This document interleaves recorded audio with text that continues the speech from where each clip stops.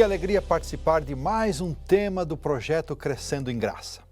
Temos recebido muitas bênçãos ao nos reunirmos de diferentes maneiras para louvar, estudar a Palavra de Deus e renovar nossa entrega ao Senhor como fizeram os pioneiros, cujas histórias estão descritas no livro Paixão, Propósito e Poder. E por falar no livro, como vai a sua leitura? Espero que você esteja desfrutando cada relato. Me impressiona como eles se entregaram a si mesmos e a tudo que possuíam sem reservas por essa causa. Que tremendo legado eles nos deixaram. Esteja sempre com a sua Bíblia em mãos, porque vamos hoje relembrar mais uma incrível história do profeta Eliseu. E juntos vamos ver que lições podemos aprender. Mas antes da leitura da Palavra de Deus, vamos orar e pedir as bênçãos de nosso Pai Celestial. Curve sua fronte, feche os seus olhos, vamos orar. Pai querido, nós rogamos a Tua bênção para o estudo que vamos fazer da Tua Palavra. Conduze-nos, ilumina-nos e dá-nos disposição para viver conforme a mensagem que aprendermos. Oramos em nome do Senhor Jesus. Amém.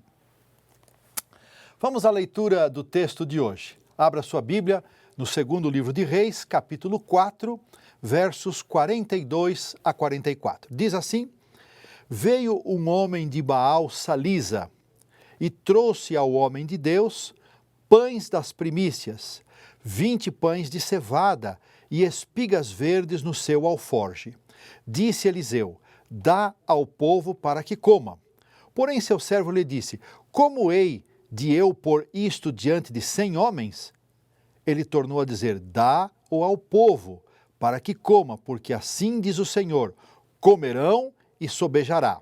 Então lhe expôs diante, comeram e ainda sobrou conforme a palavra do Senhor. O verso 38 deste mesmo capítulo, segundo Reis 4, nos informa que o profeta Eliseu estava em Gilgal, em companhia dos estudantes da escola dos profetas que ficava nessa localidade. Essa não é a mesma Gilgal próxima a Jericó, onde Josué e o povo acamparam após cruzarem o Jordão. Provavelmente ela ficava mais perto de Betel, onde também estava outra escola dos profetas. Eliseu visitava periodicamente as 3 escolas, Gilgal, Betel, Jericó. O verso também nos informa que havia fome naquela terra. Ao comentar esse episódio no livro Profetas e Reis, na página 241, Ellen White confirma que era uma época de privação e escassez. O relato imediatamente anterior narra um milagre feito por Eliseu, que salvou um cozinhado que havia sido preparado para os discípulos dos profetas e impediu que eles fossem envenenados. Os dias eram difíceis, desafiadores, como esses que estamos atravessando. Nesses tempos mais trabalhosos, nós podemos aprender como aperfeiçoar nossa fé e confiança em Deus. Quando sopram ventos de aflição, quando atravessamos os vales escuros e sombrios da vida, são sempre oportunidades para apegar-nos mais firmemente ao Senhor Jesus e crescer em graça e fé. O verso 42 fala que o homem que levou os pães e as espigas era de Baal Salisa. Esse era um lugar que ficava nas proximidades de Salisa, cidade da região montanhosa de Efraim, onde Saul foi procurar as jumentas de seu pai, conforme lemos em 1 Samuel 9,4. É a única vez que essa localidade é mencionada na Bíblia. Sabemos também que ela ficava no Reino do Norte, onde os israelitas não tinham um templo consagrado a Jeová. Porém, mesmo nos piores dias da terrível apostasia sob Acabe e Jezabel, quando Elias pensou que somente ele havia permanecido fiel, o Senhor lhe disse que 7.000 não haviam dobrado seus joelhos a Baal, 1 Reis 19:18. Como adventistas do 7º dia, acreditamos que Deus também tem um remanescente fiel. Apocalipse 12:17 apresenta o remanescente identificado por aqueles que no tempo do fim, após os 1.260 dias proféticos que terminaram em 1798, surgiriam guardando os mandamentos de Deus e tendo o testemunho de Jesus, que cremos ser a manifestação moderna do dom profético na vida e obra de Ellen White. Vejam aqui a importância da palavra de Deus e do testemunho de Jesus. Deus também tem um remanescente invisível hoje. São as ovelhas que não são deste aprisco. Sobre elas, Jesus disse: a mim convém conduzi-las. Elas ouvirão a minha voz e então haverá um rebanho e um pastor. João 10,16. Mas essa é uma condição momentânea e transitória. O remanescente escatológico será identificado por sua fidelidade e obediência a Deus, enquanto a maioria escolherá a apostasia. Só haverá dois grupos, como nos dias de Elias. Naquele tempo, de um lado estavam os adoradores apostatados de Baal e um resto, ou remanescente fiel, que adorava o verdadeiro Deus, que nem o próprio profeta conhecia. A adoração está no centro da grande crise que haverá no fim do tempo do fim. A maioria se inclinará ante a imagem da besta, mas o remanescente permanecerá fiel, adorando o Deus Criador, mesmo sob a ameaça de morte. Só dois grupos. A qual grupo vamos pertencer? Se, como adventistas do sétimo dia, hoje eu não levo a sério os elementos de adoração, guarda do sábado, louvor, estudo da Bíblia, testemunho, fidelidade nos dízimos e ofertas, quando não temos nenhuma perseguição, como será a nossa reação sob a ameaça de morte? Para a gente pensar. Muito interessante o verso 42 mencionar que os pães levados pelo israelita eram uma oferta das primícias. Com o templo em Jerusalém e a apostasia no Reino do Norte, muitos sacerdotes e levitas haviam se mudado para o território de Judá, ao sul. Eles é que deveriam receber as ofertas das primícias e deveriam usá-las de acordo com as prescrições cerimoniais encontradas em Levítico 23. Não havia previsão para que os profetas recebessem e fizessem uso dessas ofertas, mas alguns piedosos em Israel reconheciam os profetas como representantes do Senhor a quem levavam as ofertas que a lei requeria fossem dadas aos sacerdotes. As festas solenes de Israel eram momentos especiais de descanso, celebração e adoração. Haviam sido estabelecidas para que o povo de Deus, depois de ter peregrinado no deserto e ter tomado posse da terra prometida, construído suas casas, não viessem a se esquecer que pertenciam ao Senhor. A oferta das primícias geralmente era resultado da colheita da cevada e ocorria no segundo dia da festa dos pães asmos, imediatamente após a celebração da Páscoa. O povo agradecia a Deus pelos frutos que já haviam colhido e pela colheita que viria, especialmente a colheita do trigo. Essa cerimônia possuía um lindo significado. Expressava senso de dependência e gratidão a Deus como fonte de toda boa dádiva. Que linda lição para nós! Preciosa. Davi expressou em sua oração de dedicação das ofertas para a construção do templo um reconhecimento que deveria ser o reconhecimento de todos nós. Tudo vem de ti, disse o rei Davi, 1 Crônicas 29, 14. O apóstolo Paulo, no seu discurso em Atenas, falou assim: pois ele mesmo é quem dá vida, respiração e tudo mais, pois nele vivemos e nos movemos e existimos. Atos 17, 25 e 28. Reconhecemos que tudo que temos e somos provém do Senhor?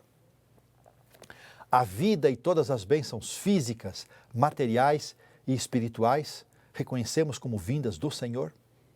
Como podemos expressar gratidão a Ele por ser o doador e mantenedor da vida? Provérbios 3:9 responde: honra ao Senhor com os teus bens e com as primícias de toda a tua renda. Quando o israelita chegou à escola dos profetas, o verso 42 diz que ele entregou sua oferta ao homem de Deus. Esse título, homem de Deus, de lindo significado, ocorre 30 vezes em referência a Eliseu. Vou comentar mais sobre esse título no próximo tema. Ellen White declara que Eliseu foi um tipo do Salvador, do Senhor Jesus, especialmente por combinar em seu ministério o trabalho de curar e ensinar. Profetas e Reis, página 240. Em contraste, Jesus apreciava muito referir-se a si mesmo como Filho do Homem. Das 94 vezes que essa expressão ocorre no Novo Testamento, 89 são pronunciadas por Jesus. Homem de Deus apontava para o poder por trás das obras e ministérios de Eliseu. Filho do Homem aponta para a missão redentora do Messias. Ao receber a oferta, a reação imediata de Eliseu foi: dá ao povo para que coma.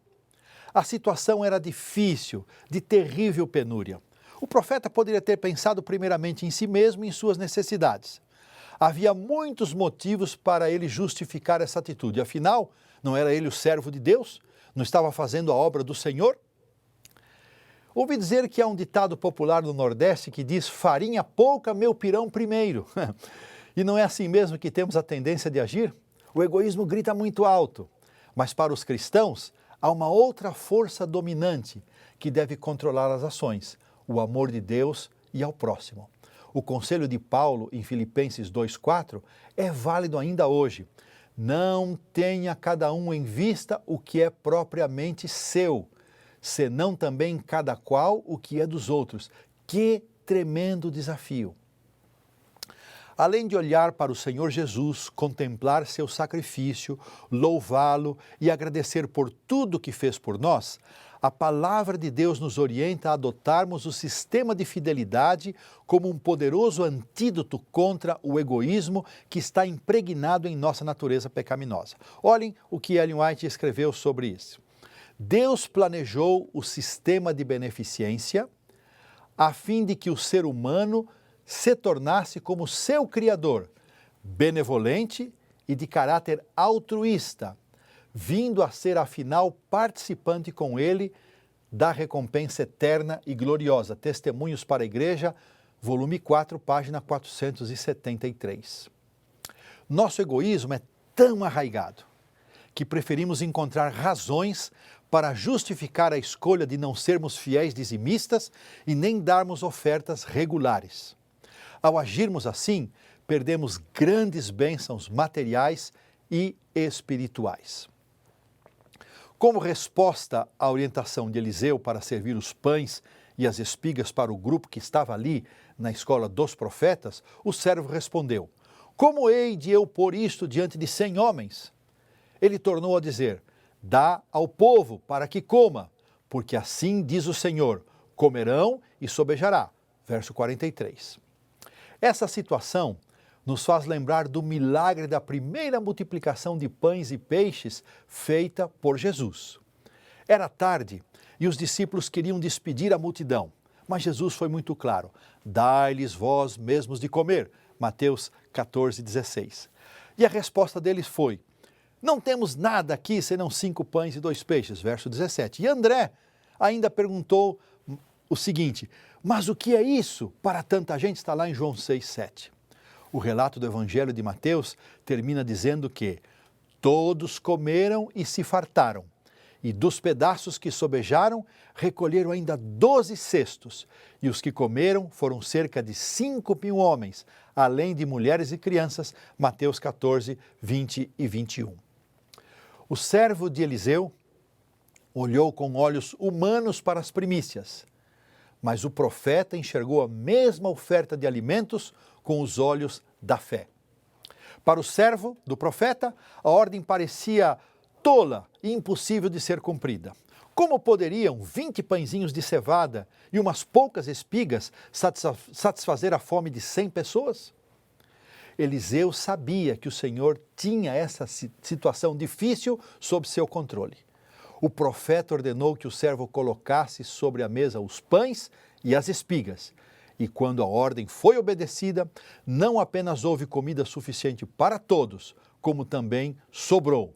A palavra poderosa do Senhor havia anunciado e realizado o que parecia impossível. Gosto de pensar na reação humana natural quando lemos e ouvimos as orientações do Senhor para separarmos um dia da semana, o sábado, para ser dedicado inteiramente à vontade do Senhor. Ou mesmo quando uma parte de nossa renda deve ser devolvida como dízimo e outra como oferta voluntária. Nossa primeira tendência é achar que essas são ordens tolas, impossíveis de serem cumpridas. E que Deus, em sua infinita misericórdia e paciência, nos ajude a aceitar o convite que Ele nos faz. Provai e vede que o Senhor é bom. Salmo 34:8, primeira parte. Sim, o Senhor nos chama a experimentar sua bondade, mesmo quando todas as evidências contrariam as circunstâncias. Para não desanimarmos, o convite não vem sozinho, ele vem acompanhado de uma promessa. A segunda parte do verso 8 desse mesmo Salmo 34 diz: bem-aventurado o homem que nele se refugia. Nos é dada a garantia de que seremos felizes se acreditarmos e obedecermos. O Salmo 34 contém lindas promessas, uma mais linda que a outra. Tire um tempinho depois de ouvir essa mensagem para ler ou reler o Salmo 34. Deixe Deus falar ao seu coração. Aceite o seu convite de provar e ver o quanto Ele é bom e responde em oração ao Senhor, aceitando o desafio de ser fiel e obediente às orientações de sua palavra.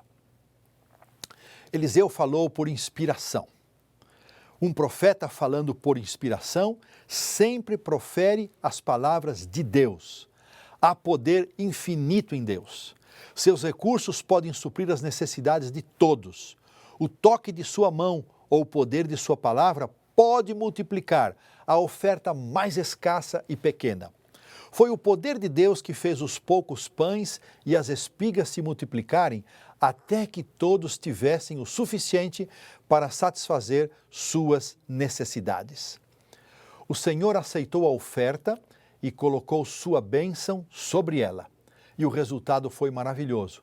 Foi muito além do que o servo podia imaginar ou desejar. De igual forma, o Senhor abençoa e aceita nossas ofertas. Seja dedicando tempo, talentos ou recursos, o Senhor multiplica nossos esforços e os converte em bênçãos para nós mesmos e para outros. Não devemos olhar para nós mesmos e para nossas limitações, mas devemos olhar para Deus e seu infinito poder de multiplicar o que temos e o que entregamos para a sua causa. O que temos em mãos pode parecer completamente inadequado para satisfazer as necessidades das pessoas, mas Deus se encarregará de transformar e multiplicar o pouco em muito e o muito em bastante. Ellen White escreveu o seguinte a respeito desse milagre: Ele multiplicará por sua bênção a dádiva que lhe é levada com gratidão e oração, como multiplicou o alimento dado aos filhos dos profetas e à multidão cansada. Profetas e Reis, página 243. Há ainda mais uma preciosa lição que podemos extrair dessa história. Ela termina dizendo que comeram e ainda sobrou, conforme a palavra do Senhor, verso 44. O céu está mais perto da terra, além do que se pode ver. Deus está interessado em suprir nossas necessidades muito mais do que imaginamos. Suas promessas são tão reais como seus mandamentos e instruções. O apóstolo Pedro afirmou: lançando sobre ele toda a vossa ansiedade, porque ele tem cuidado de vós. 1 Pedro 5,7. O que preocupa você, meu irmão? O que aflige seu coração, minha irmã? Leve isso ao Senhor em oração, com a certeza de que o Senhor cuidará de sua dor e da sua angústia. Gosto muito das promessas encontradas nos escritos do apóstolo Paulo, que passou por experiências muito angustiantes na vida. Talvez eu esteja pregando justamente para alguém que está atravessando por um desses momentos extremos, desafiadores, angustiantes. Leiam comigo o que Paulo escreveu. E o meu Deus, segundo a sua riqueza em glória, há de suprir em Cristo Jesus cada uma de vossas necessidades. Filipenses 4,19. Posso ouvir um amém à distância aqui de vocês? Ora, diz ainda o apóstolo, aquele que é poderoso para fazer infinitamente mais do que tudo quanto pedimos ou pensamos, conforme o seu poder que opera em nós, a Ele seja a glória na Igreja, em Cristo Jesus, por todas as gerações, para todos sempre. Efésios 3:20. Podemos dizer um amém? Amém. Glória a Deus. Que maravilha, queridos irmãos, que preciosas promessas, que conforto saber que o nosso Pai Celestial promete suprir cada uma das nossas necessidades e que vai fazer por nós muito mais, abundantemente, além do que pedirmos ou pensarmos. E foi pensando nessas lindas promessas que escolhi a história de hoje, extraída do livro Paixão, Propósito e Poder. Stephen Nelson Haskell foi um pioneiro que deixou preciosos legados para a nossa igreja, fruto de sua dedicação à obra do Senhor. Vamos conhecer um pouco mais de sua vida e realizações. Stephen Haskell deixou preciosas contribuições para a nossa igreja. Ele e a esposa Mary fundaram a primeira Sociedade Missionária de Tratados, que tinha como objetivo facilitar a distribuição dos livros publicados pela editora adventista e contribuir com a evangelização, especialmente nas cidades maiores. Ele organizou e promoveu inúmeras dessas sociedades, que depois se tornaria no Departamento de Ministério Pessoal como nós o conhecemos hoje. Ele também foi o criador do sistema de distritos pastorais que a igreja ainda utiliza em todo o mundo. Ele popularizou o sistema de ministrar estudos bíblicos por meio de perguntas e respostas que a igreja tanto utiliza nas suas classes bíblicas. Ele não foi o autor, mas ele tornou isso um método muito apreciado e aceito. Foi sempre um líder dinâmico e generoso. Serviu como presidente de várias associações nos Estados Unidos. Ao lado de Percy Magen, durante quase 2 anos, 1889 e 1890, ele percorreu o mundo com o propósito de mapear os territórios das futuras missões adventistas. Sua motivação missionária o levou a aceitar chamados para trabalhar na África e na Austrália, mesmo estando viúvo. Longe de seu país e sem uma companheira, sentia-se muito só, mas sempre foi confortado com as mensagens de Ellen White. Na verdade, Stephen Haskell recebeu mais cartas dela do que qualquer outra pessoa fora da família White. Por fim, a irmã White o ajudou a encontrar uma nova esposa, que lhe foi uma abençoada companhia na obra do Senhor. A neta mais velha de Ellen White, Ella Robinson, escreveu um livro sobre a vida de Stephen Haskell e conta que certa vez, enquanto seguia seu itinerário pelo estado da Geórgia, o pastor Haskell sentiu-se impressionado a descer do trem de maneira abrupta, inesperada, numa estação que estava praticamente deserta. Como não havia ninguém na estação, ele e o seu companheiro oravam silenciosamente ao lado da bagagem, esperando para ver o que Deus havia reservado para eles naquele lugar. De repente apareceu um carro. O motorista os cumprimentou e perguntou: "Estão esperando alguém?" "Não", disse o pastor Haskell, "mas talvez você saiba nos dizer se há adventistas do 7º dia por aqui." "Ah, sim", disse o homem, "há uma família que mora a cerca de 10 quilômetros daqui. Ficarei contente em levá-los lá." Ao chegarem, bateram a porta várias vezes, até que ouviram uma voz frágil convidando para entrar. Logo perceberam que havia alguém doente naquela casa. A mãe e as 2 filhas estavam enfermas e a mãe já bastante debilitada. O pastor Haskell tomou sua Bíblia, leu algumas promessas e orou por elas. Essa família cuidava de uma escola que ficava ao lado da casa delas e servia toda a comunidade que vivia ali nos arredores. Na manhã seguinte, quando as crianças chegaram na expectativa de terem suas aulas, foram recebidas pelo pastor Haskell, que explicou a situação das professoras e dispensou aquelas crianças por 2 semanas. Anos mais tarde, aquela mãe contou a ela, neta de Ellen White, que bênção foi a chegada do pastor Haskell à sua casa naquele momento tão difícil para elas. Uma prova do espírito de dedicação e entrega dos talentos e bens dos pioneiros aconteceu quando o pastor Haskell trabalhava em South Lancaster, na costa leste americana. Ele e sua primeira esposa haviam lutado e economizado por mais de 20 anos para pagar a casa própria. Logo após quitarem o financiamento, ficaram sabendo de uma crise financeira em Battle Creek, então sede da Associação Geral. Havia uma necessidade urgente de $3.000. Com espírito de oração e alegria, Haskell e sua esposa refinanciaram sua casa e mandaram o dinheiro para a sede da igreja. Posteriormente, ele reconheceu que no momento foi uma grande prova para eles, mas que Deus lhes havia recompensado 10 vezes mais em todos os sentidos. Que tremenda experiência! Que o Senhor impressione o nosso coração a vivermos uma vida de fé e confiança na palavra de Deus. Vimos nesta mensagem que Deus sempre teve um remanescente fiel e não é diferente hoje. Cremos no remanescente escatológico, que permanecerá fiel no tempo do fim, quando somente 2 grupos existirão. A qual grupo vamos pertencer?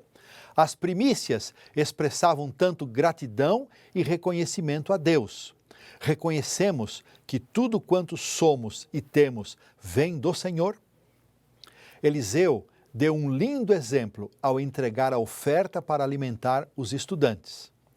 O seu servo não teve fé, mas nós somos chamados a crer e viver de acordo com a palavra profética. Vimos também que Deus ouviu a oração de seu servo e multiplicou os alimentos e atendeu e satisfez a todos. O Senhor nos chama para viver uma vida de fidelidade na guarda do sábado e na devolução dos dízimos e ofertas voluntárias. O Senhor promete multiplicar tempo, talentos e recursos para dedicarmos à igreja. Existem lindas e preciosas promessas na Bíblia que falam do cuidado de Deus por nós. A história de vida e dedicação de Stephen Haskell é um grande exemplo para todos nós. Que Deus traga paz e alegria ao nosso coração, ao renovarmos a decisão de entregar a nossa vida a Ele e à sua igreja, depor aos seus pés tudo o que somos e temos. Que o Espírito Santo nos ajude a vencer o egoísmo paralisante de nossa natureza pecaminosa. Que a graça do Senhor Jesus nos conforte e fortaleça. Quero convidar você a orar. Pai querido, te agradecemos mais uma vez por termos sido abençoados com o estudo da Tua Palavra. Ajuda-nos, Pai, a renovarmos a nossa decisão de fidelidade, de entregarmos a Ti tudo o que temos e somos em reconhecimento a tudo que o Senhor tem feito por nós. Guarda o nosso povo, protege a nossa gente e abençoa-nos em nome do Senhor Jesus. Amém. Um grande abraço a todos e que Deus nos abençoe.